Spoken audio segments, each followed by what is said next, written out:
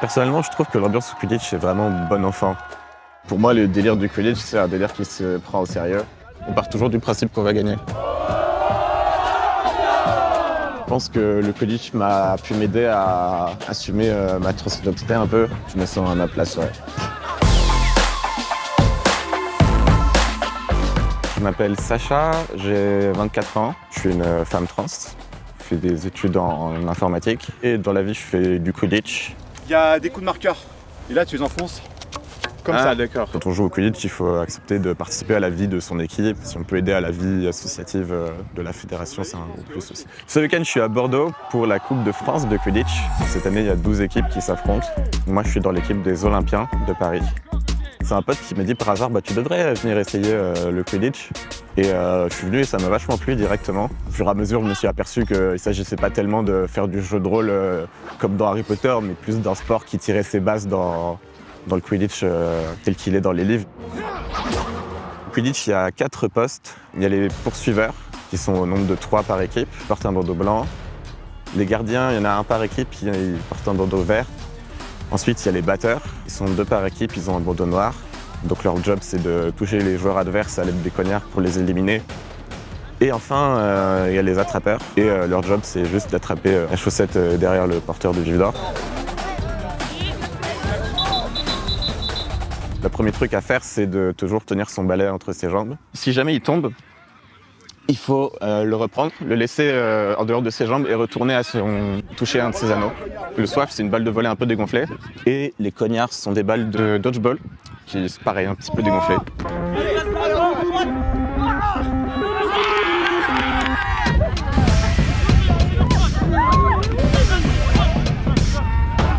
Le préjugé numéro 1 sur le Quidditch, c'est qu'il n'y a que des nerds fans d'Harry Potter qui y jouent. Et je trouve qu'il y en a une proportion pas si importante que ça. Je dis toujours que les gens viennent un tiers parce qu'ils aiment bien Harry Potter, donc ils se disent c'est un peu rigolo quand même de faire comme si on était dans Harry Potter. Et il y a aussi une partie des gens qui sont vraiment là dans un esprit de compétition, parce que justement le sport est jeune, du coup c'est plus facile d'aller de faire des matchs en international, etc. On a vu une après-midi de libre, du coup on est passé voir ce qui se passait. Moi je suis arrivé ce matin, je suis choqué parce que j'ai jamais vu ça. Au début on a un peu rigolé, faut l'avouer, et on prenait pas trop ça au sérieux. Donc, au final ils ont l'air de transpirer. Au final ils se donnent beaucoup et donc c'est marrant à voir. Ouais, on m'a dit que ça venait d'Harry Potter, à part les balais volants et puis les trucs comme ça, c'est tout. Mais ça je connaissais pas du tout. Voilà, mais c'est intéressant à voir. Le Quidditch a été créé en 2005 aux États-Unis. C'était 3 potes avec c'était 2 mecs et une meuf, donc ils voulaient faire du sport ensemble, quoi. Mais toutes les activités à l'université qu'ils trouvaient, c'était des sports non mixtes. Donc ils se sont dit, on va créer un truc et on va prendre les bases du sport d'Harry Potter, c'est rigolo. Et en dehors de ça, le Quidditch se veut aussi être très inclusif envers les personnes trans.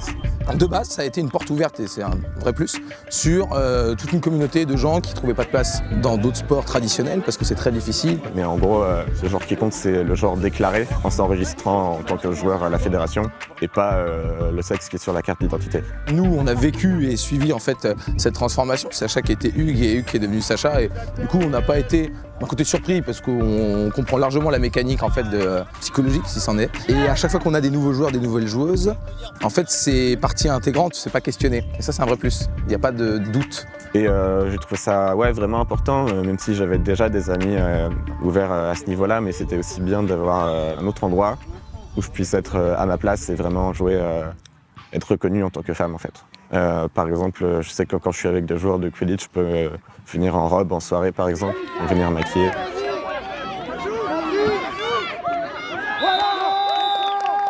Moi, je vais faire arbitre assistante, donc je vais regarder les cognards. Un point important, c'est la confiance en soi, qui ne vient pas tout seul. Il ne faut pas avoir peur de faire des calls, même si un joueur proteste, justement le moment où il faut s'affirmer et dire retourne à tes anneaux.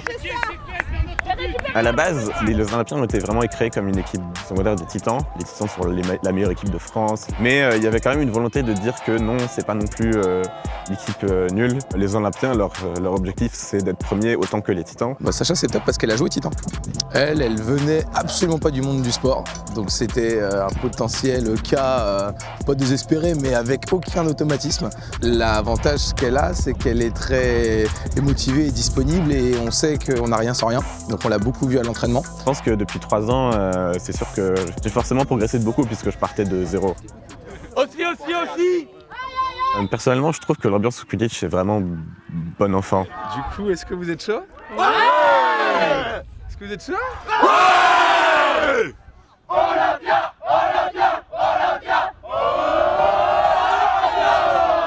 C'est totalement pas quelque chose d'institutionnalisé, mais à la fin du match, on va se faire un hug à tous les joueurs pour dire bien joué, vraiment merci.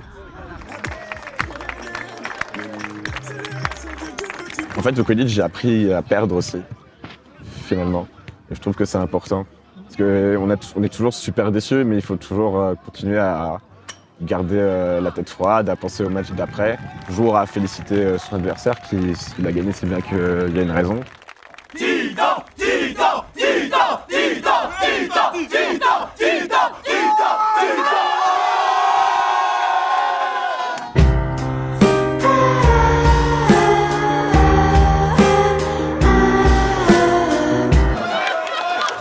Ouais, je suis certaine d'être là à la Coupe de France l'an prochain, même si je me casse les 4 membres, je m'arrangerai pour venir en bénévole par joueuse ou n'importe quoi. Enfin, j'ai forcément envie de venir. Je me sens à ma place, ouais.